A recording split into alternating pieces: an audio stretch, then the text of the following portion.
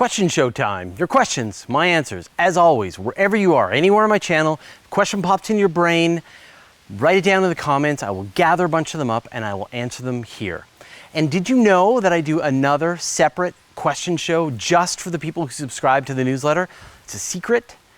It's only shared with them. So if you want to have more question show, you've got to sign up to the newsletter. Go to universetoday.com/newsletter and sign up. And then ask your question. And I have less people asking me questions there, so better chance your question's gonna make it into this. All right, let's get on with the questions. Gene Stealer UK. The existence of Planet 9 has been hinted at by noticing the strange orbits of objects in the Kuiper Belt. Can't we run those backwards to work out when they could have shifted to their current orbit? Can we do this with all of them and start to guess where Planet 9 would have had to have been then and then determine where it is now? If you had perfect information about how the orbits worked and how they all interacted, you could. But the problem is that orbital mechanics, the way planets and stuff interact with each other, there's too much chaos in the system. And so you actually can't predict things too far in advance and calculate it too far back. This is why astronomers don't know exactly when an asteroid, for example, is going to strike the Earth. They know with a certain amount of with a window and say, well, when the asteroid passes the Earth, it's going to probably get close to the Earth in 37 years. And when it does, maybe there's a 10% chance that it's going to hit the Earth. Those are the kinds of probabilities that astronomers have to work with. And as you go further and further back in time, the probabilities widen and widen and widen until eventually you have no real numbers. You just have probabilities that overlap. So they can only go so far back and they can only go so far into the future. And this is why you just can't figure out where Planet 9 was by, looking back millions or billions of years, tracking all the orbits and trying to calculate its exact point. But astronomers do use there are resonances that go on with the various objects in the solar system, and they can on a regular basis kick each other or lock into various orbital resonances. And so, this is the kind of method that the folks who think that Planet 9 is out there, is they think that they can see where the objects are in their various orbits, and they've calculated that something had to have disrupted those orbits to get these objects into their current locations, and that something has to be Planet 9. But where is it in its orbit around the solar system? They don't know. It could be at any point in its orbit, and it could be bigger and farther, or it could be smaller and closer. So it's still a lot of work. It's going to take something like the Large Synoptic Survey Telescope, which just scans the whole sky at a really high resolution to find anything that's moving. That's going to be the machine that's going to find it. And it's going to come online in just a couple of years from now. So I think we're going to find Planet 9 and probably other objects like that within the next decade. Dannyoid81. Hey Fraser, my question is, why hasn't anyone used parachutes to recover used boosters in the way that the Apollo capsules were recovered? Are they just too heavy? Parachutes worked well for the Apollo capsule because it's like one small spacecraft, just big enough to fit 3 people inside, and you can have some parachutes. But a booster, as you said, is very large. It has a very weird shape that isn't very aerodynamic. And so there's a bunch of problems in using a parachute. The one is you need a gigantic parachute to be able to bring the booster back to Earth. And so you would need to have to carry that weight of that parachute up to space with you, and that would take away from the amount of fuel that you could use. The second problem is there's really no control. The booster is going to come back down and then land wherever it's going to land, in the water, on the land. You have rough control over, but you really can't exactly control it. And then the other problem is it's going to hit the water, and then the seawater is going to get into it and it's going to start to corrode it.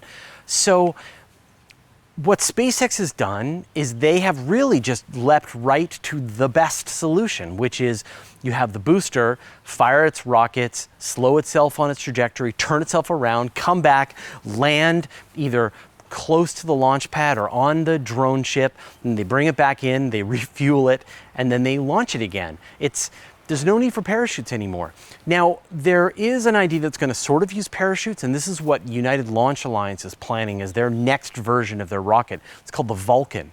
And what the Vulcan is going to do, it's going to have this booster, it's going to have these 3 side rocket engines that are attached to it, and once the rocket goes up and it's achieved its velocity, these engines will separate and they'll use parachutes to slow their descent. And then here's the crazy part: a helicopter will catch them as they're descending to Earth and then bring them back to the facility so that they can refurbish them and put them on another rocket. So it's more complicated than the SpaceX solution, but it's less waste than just having your entire booster just go into the ocean. So it's the sort of halfway in between. But SpaceX has solved it, right? You use a powered descent and a powered landing, and you've got a nice, safe rocket that's ready to be used again. Marilia Tetone. I woke this question in my mind. The sun can light the Earth, but the space where the sun is dark. And all stars should be light and not dark place. And I understand sun reflects the light and gases and atmosphere on Earth reflects the sun, okay. But how do you explain the light of the moon? Specifically, when it is the full moon lights the night. Where does that light come from? Because the moon doesn't emanate the light. So, if this question looks stupid, but I'm trying to understand how it works. The moon is illuminated by the sun. And when you see the moon, you're seeing a reflection of the sunlight. And one of the cool things about the moon, like sometimes you can see the moon during the day, and if you look at the shadow that's on the moon, it is exactly pointing where the sun is in the solar system. And so next time you see the moon up in the sky and you can see sort of like it's a little thin crescent, that means the sun is mostly sort of in the other direction from where you're seeing that shadow on the moon. And then other times you're going to see a mostly full moon, which means that the sun is behind you, although it's nighttime. So you can use the moon to tell you kind of where the sun is, but it's just reflected light from the sun. And the only time when you don't get that reflected light is when the moon passes into the shadow of the Earth. And that's when you get a lunar eclipse. And in fact, there's going to be a great lunar eclipse at the end of July that's going to be visible to people in Europe and Asia and Africa. So, and not us here in North America or South America. So good luck if you can get a chance to see the lunar eclipse. Go green. What effort power is required to leave the moon's gravity? Could an athlete jump off the moon? How about using a trampoline or a mechanical aid would be required? No, you couldn't jump off the moon. The escape velocity of the moon is about 2.38 kilometers per second, which means that you would need to be going 2.38 kilometers every second to be able to jump off the moon. And just to give you an idea, that is faster than pretty much the fastest gun can shoot here on Earth. So unless you can jump faster than a bullet, you're not going to be able to jump off of the moon, even with a trampoline. But one of the cool things is that for smaller objects, you kind of could. The escape velocity from, say, 67P, which was that comet that the Rosetta mission went to, is about walking speed. So if you can jump faster than about walking speed, you could escape completely off of that comet. And then anything that's smaller than that, you could jump off of it. And this is going to be a big problem in the future when we do asteroid mining and things like that, because the gravity of these objects is so low that it's actually really easy to use a drill and you send yourself into, on an escape trajectory and you can't get back to the asteroid. So not a problem for the moon, but definitely a problem for asteroids, comets, things like that. Desert Rat NT. How does the Hubble Space Telescope take such in-depth photos when it's in low Earth orbit? Does it focus on one spot and every orbit of the Earth does it focus on the same spot until it gets a full exposure time? That famous 10,000 galaxy photo must have had a lengthy exposure. The Hubble Space Telescope can point itself in different directions, and so what they'll do is they will point it, astronomers book time on the Hubble Space Telescope, and they sort of say what objects they want to point it at, and then people who work with Hubble will queue up all of these observation times and try to sort of sort things out so that Hubble is kind of close to where it's looking at, or figure out what the priority is. It's kind of like triage at a clinic, right? And so with the deep field that you're talking about, Hubble was able to look at that one part of the sky for 22 days. And it did that over the course of 50 entire days of observation. So about half of the time that it was performing this observing run, it was looking at that one target. And then the rest of the time, it was looking at different targets. And they would choose a target that where the Earth wouldn't get in the way as much as they could. But still, there'd be situations where they would have to shift it away and point at a different target for priorities and things like that. So Hubble is capable of pointing at individual targets for incredibly long periods of time to make some of these really in-depth observations. And this is one of the things, when we think about, we see those beautiful nebulae and galaxies and things like that. Imagine if you could look up in the sky and you could gather every single photon and hang on to them for 22 days, just non-stop. That's crazy. Anyway, I'd like to thank Massimo Okist, who jumped in and helped answer that question in the comments, and we expanded it here. Surej R. Correct me if I'm wrong, we are moving towards an area in space called the Great Attractor. We can't see it since it's on the other side of the galaxy. And the rotational period of our galaxy is 250 million years, so theoretically, after 125 million years, we should be able to see clearly what's on the other side and find out what the Great Attractor is. Yeah, if you're willing to wait, we can just wait for the Milky Way to turn and we can see what the Great Attractor is. Now, we don't have to wait that long, really, because the more that we turn, we're going to get more and more of a view of the Great Attractor until the Great Attractor is no longer in the zone of avoidance, which is the part right in the middle of the Milky Way that astronomers didn't used to be able to see through with their telescopes. Now, astronomers can today because they use different wavelengths. So they can use infrared and they can use radio waves, and those wavelengths can go right through the core of the Milky Way and they can see what's on the other side. So they know what the Great Attractor is. It is a supercluster of galaxies, and the name for it is called the Zala supercluster, and it is a region that's essentially more dense than other parts of the universe, and so its gravity is sort of pulling these galaxies into that region. Galaxies are kind of sliding towards this more dense gravitational region than other parts. But there's nothing sort of fancy or mysterious about it. It's a lot of galaxies that happen to be on the other side of the Milky Way. Dakota is great. How do people find out how high and fast you need to send things to keep them in a stable orbit around either the Earth or the Moon? Surely to calculate that, you need to know how much gravity the Earth and Moon make, so you'd need to know pretty much their exact mass. I don't know how you could do it other than trial and error. There's a great cheat that if you want to figure out the orbits, it's called Newton's law of universal gravitation. And Newton figured this out hundreds of years ago, that if you can know the time it takes for things to orbit around each other and how far apart they are, you can calculate the mass of the objects that are involved in this orbits. And so one of the things that astronomers often, if they're trying to figure out the mass of an object, they first want to figure out the rotation rates, the orbital speeds of various things, and that lets them calculate the mass of them. And so it's actually a fairly simple calculation. You'll learn this in high school. You'll be given sample numbers to fill in, and you can calculate the orbital velocities of various objects in the solar system. And so it's the same technique. Astronomers at NASA and places like that use the same technique. They calculate the orbital velocities based on, the masses that have been figured out by the orbital velocities, and can use that to calculate any orbit around anything in the solar system and even out in the universe. They can look at a distant galaxy, calculate how fast things are orbiting around that galaxy, and figure out what the mass of that galaxy is. So Newton had figured this out hundreds of years ago, and it's been paying dividends for years. Capital H. Okay, so no gravity lens telescopes for humanity anytime soon. But it makes me think there are some wide binary systems out there lucky enough to have one star just far enough away for some of their orbit from the other to be within reach for a civilization at our level of development. Maybe many, as there are many multi-star systems. So with one star, are we the suckers of the galaxy, forced to make our space lenses from scratch? This is an awesome question, and I did a bunch of research when I sort of looked at it, and you are exactly right. So, for example, if you wanted to use, we've had this conversation in the past, that if you wanted to use the sun as a gravitational lens, you could get about 500 astronomical units from the sun, but you wouldn't be able to see it because the sun would be in the way. So if you went up to about 1,000 astronomical units from the sun would be this really powerful telescope.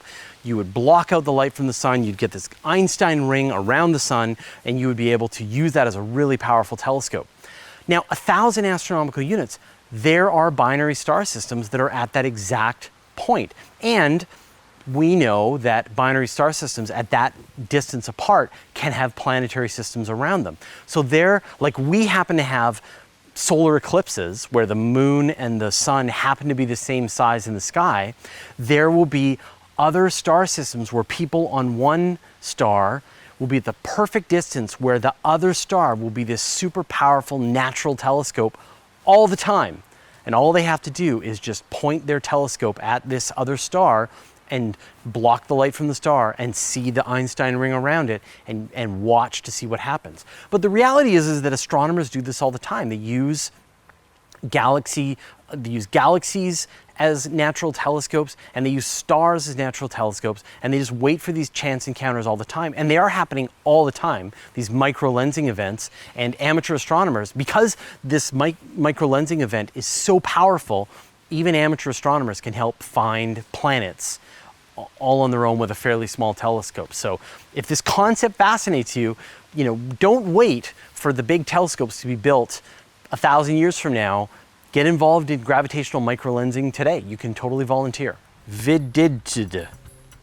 I've always wondered if Dyson spheres are really practical. If some civilization became advanced enough to develop devices that can effectively harness their star's power, is it possible to have that much material available to cover an entire star? I'm not sure, but it might require an Earth-sized planet to be mined and used as the sphere.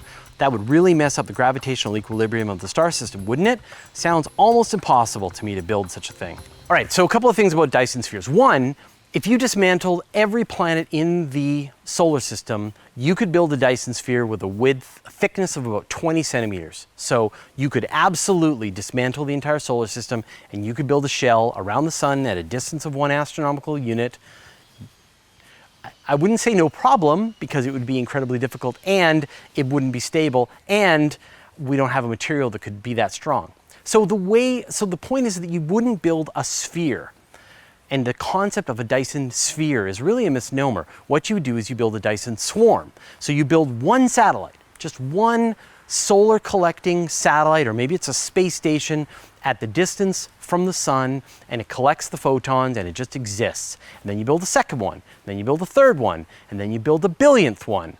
And they are all buzzing around the sun in their own separate orbits. They're not crashing into each other. You can sort of work out orbits for them to be in where they don't interact with each other.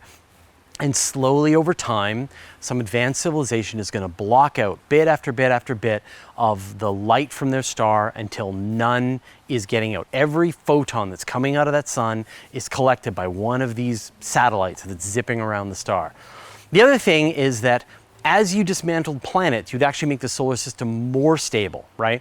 The planet Jupiter is the bully of the star system, of the solar system, and would love to kick a planet out into deep space. Without Jupiter, everything would be a lot more stable. Without Saturn, everything would be even more stable. So as you dismantled and removed the planets one by one, everything would just settle out, and it would be a nice, stable solar system until the sun died 5 billion years from now. Scott Rick, are there any, and if so, can you post pictures of the reflectors we've left on the moon?